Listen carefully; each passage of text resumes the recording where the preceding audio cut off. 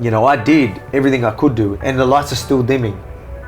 I had every excuse to just be like, oh, at least I tried, you know, not even, or just like, oh, there's nothing I can do, or to panic and just go out. But I never ever had that in my mind. It was just, I am going to go till I die.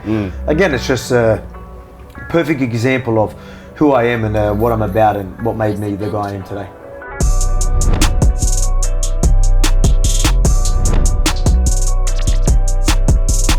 G'day Alex. Hey, Welcome how are you? Mate. Not too bad, not too bad. Thanks for coming down. No worries, mate. Thanks for having me. No dramas. Obviously everyone knows you for being #1 fighter on the planet, pound for pound. Featherweight champion, you know, one of the greatest Australian mixed martial arts fighters of all time, and still going. But not a lot of people know that you're a keen outdoorsman.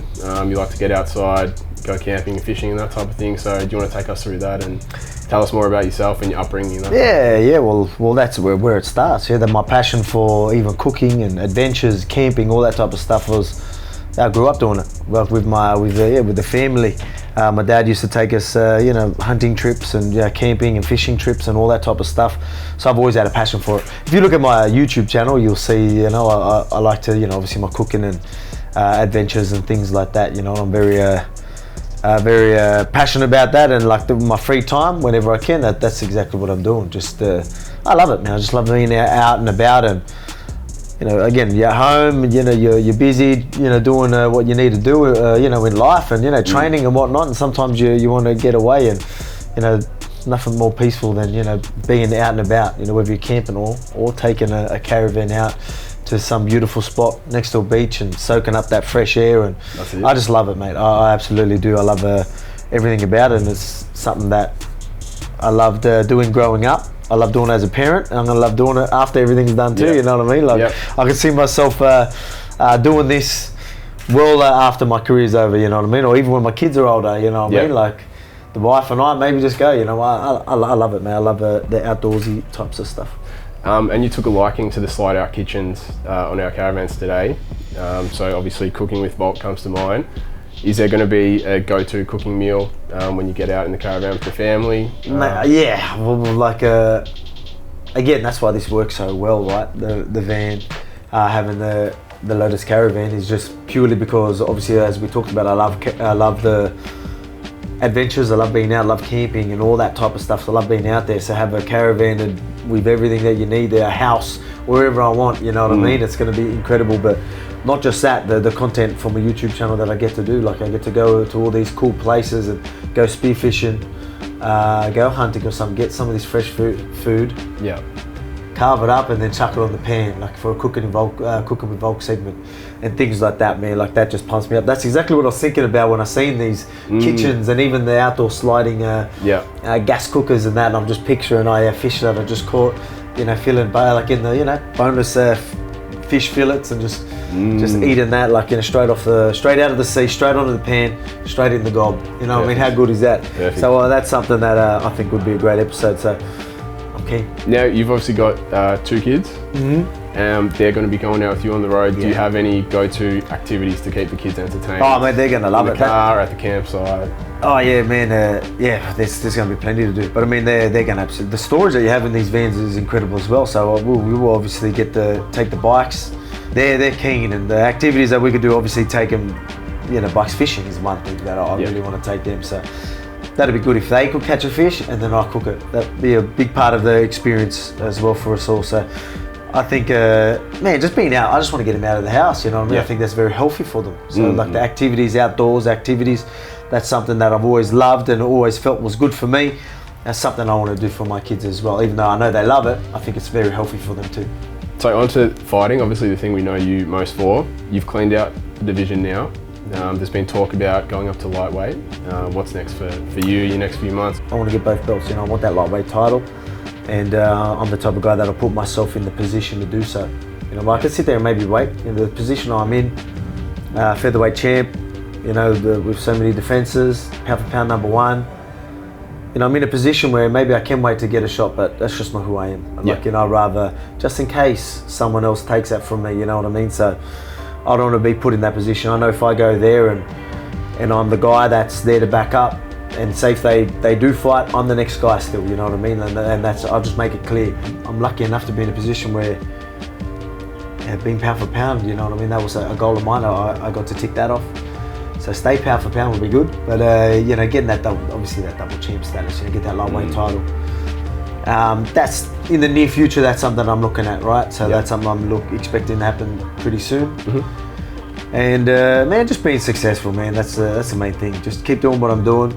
Keep being who I am through the process, and be successful for my family. Because at the end of the day, that's what it's all about. You know what I mean? Go out there, do my thing, and enjoy the process, which I am.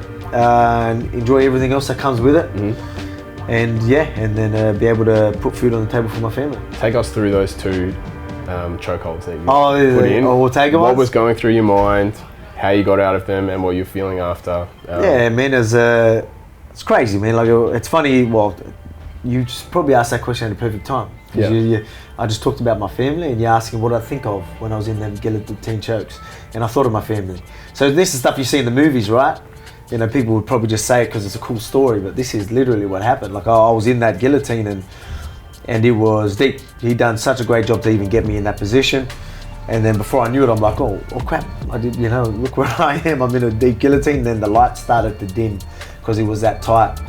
I wasn't panicking, and then well, I guess I never really panicked. I was able to keep myself a little composed through the whole process, but the lights were dimming. It was silent, couldn't hear nothing. And then I started thinking to myself, like, hey, even though I was still fighting, I was thinking, like, this can't be it. Like, I thought, no way. Like, and when I say I thought of my family, I just remember thinking of my family and not being champion coming home, not bringing that belt back home. And that was what I thought about in that exact moment, which is pretty crazy, because I always tell people when I'm talking about why I do this and all that, and I say it's about for my family. This is a career path I chose, and I want to be successful purely because I want to look after my family, you know what I mean? I'm just very lucky that I love what I do and I'm good at it. So I get to, you know, provide for my family with something I love.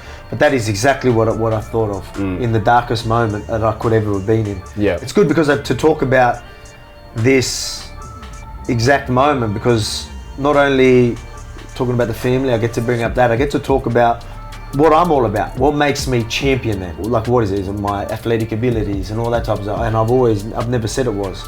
It was my mindset, you know, it was my never die attitude, and, you know, being a professional and doing everything, you know, all about hard work and you name it, being resilient, all that type of stuff was stuff that I always talked about and made me who I am. And that's a perfect example of it, because, you know, I did everything I could do that you could do. Like, the technique-wise, I was pushing on the hip, I was controlling his hand, like I was already did what a lot of people probably wouldn't have even known to do. I did that, still wasn't working.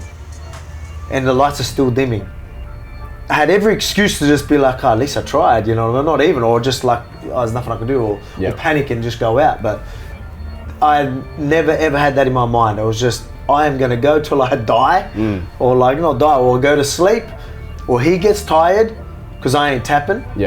I refuse to tap, I refuse to lose. I'm gonna keep trying. If I go out, there's nothing I can do about that. But I mean, it's either I go out or his arms are tiring. So I just kept fighting for every position I could, and sure enough, then my arms started fatiguing that little bit more and more and more. And as soon as I started feeling that, like, you know, and then the lights started coming back, and like, so I'm still like, I can't even breathe right now.